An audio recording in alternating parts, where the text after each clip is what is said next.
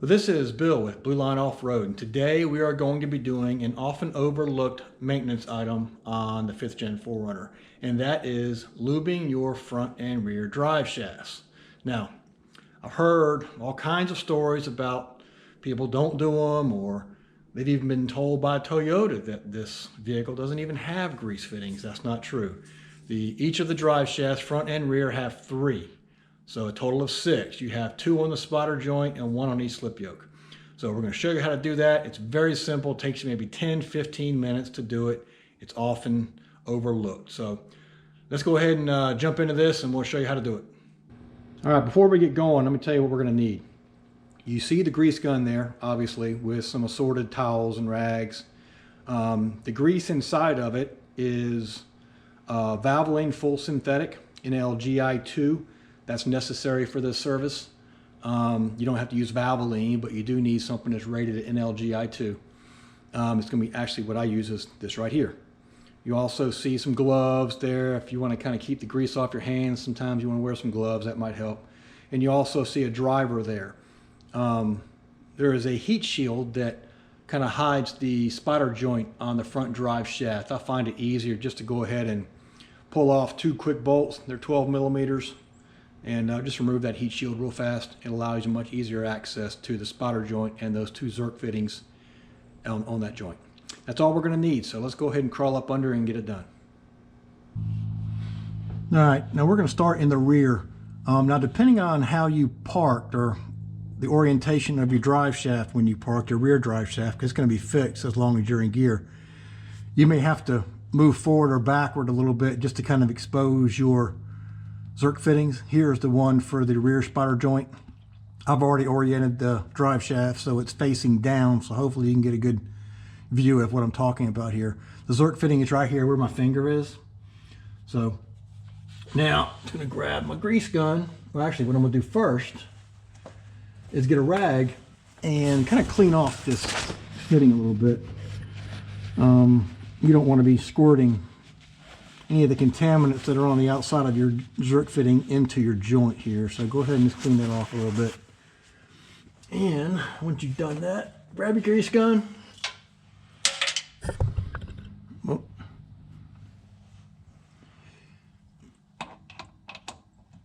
On the joint. And what you're going to want to do is when you're applying grease, push it through until you start to hear some popping noise and see it coming out of the joint.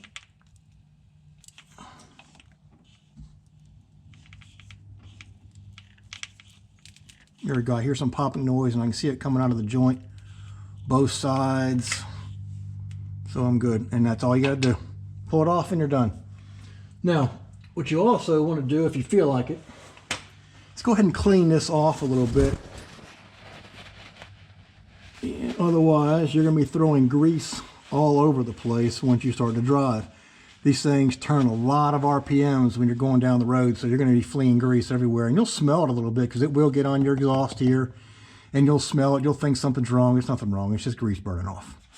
That's the piece of cake. So that takes care of the rearmost Zerk fitting. Now let's go to the other one up toward the transfer case. All right, here we are at the front of the rear drive shaft. Here is the transfer case right here.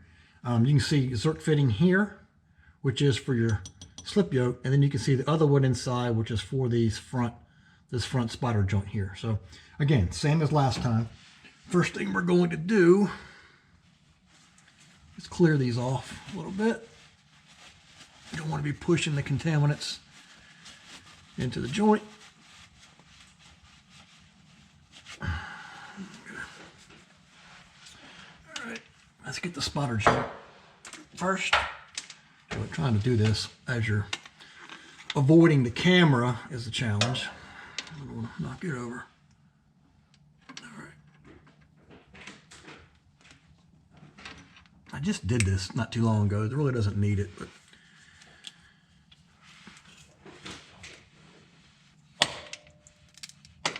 okay, I hear the popping and I can see it. All right, done with that one. All right, that's all there is to it. Now, for the slip yoke, you're not going to see any grease escaping like you do the spotter joint. But what the general rule is for the front, or for the rear slip yoke, 4 squirts, and for the front slip yoke, it's going to be just 3. It just fills the void. So go ahead and just put a little bit of grease in here. 1, 2, 3, 4. All right, there we go. Rear drive shaft is done, folks. That's all there is to it. Well, just knocked over the camera. That's what I was trying to avoid. All right, now let's go ahead and get this cleaned off. Otherwise, I'll be spraying grease all over the place, which I'm not real concerned about. But, okay. Now, front drive shaft. Okay, here we are at the front drive shaft, and this is that heat shield I was telling you about. It's right behind this cross member here, and in front of the exhaust. So what I do, I just pull it off real fast and kind of get it out of the way, so it allows us to access the spider joint there.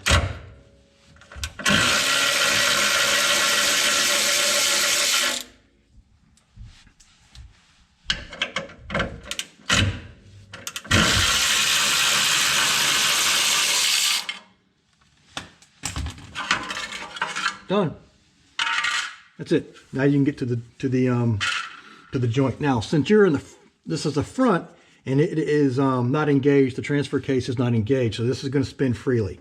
So you really can't see. There's a zerk fitting right here, as you can see with my index or my finger, and there's one inside here, or other finger. All right. Let's go ahead and clean those off real fast.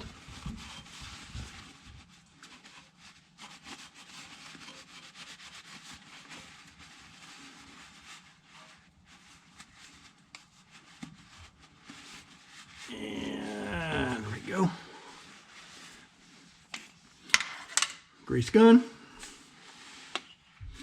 Again, getting rid of that heat shield just makes it so it's so much easier. Otherwise, you'd have to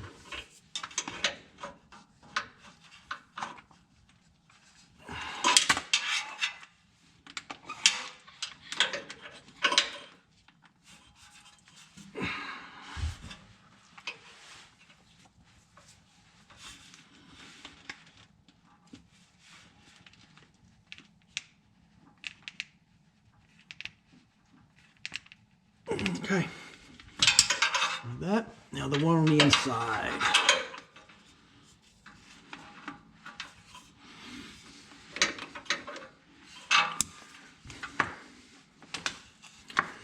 And I'm probably gonna hit the camera again if I'm not careful, so.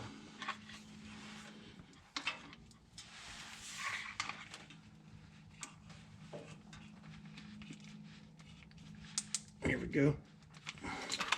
All done. Clean them up.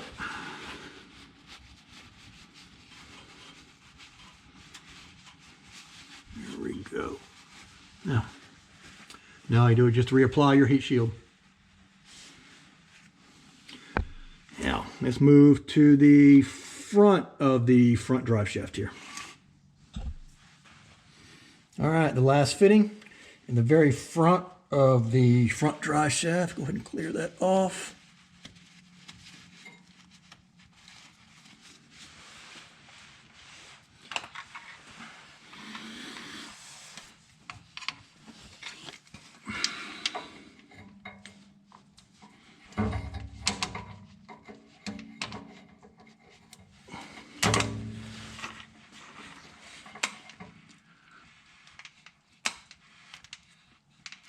Here we go. You hear the popping.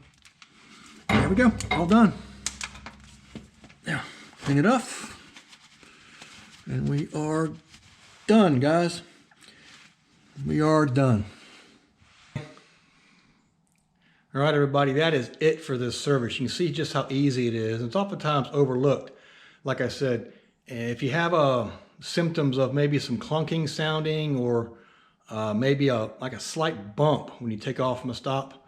It could be just your drive shaft needs to be lubricated a little bit. So again, very, very quick to do, very easy to do, and it's oftentimes overlooked even by dealerships. Now, as you can see, you saw Peanut there.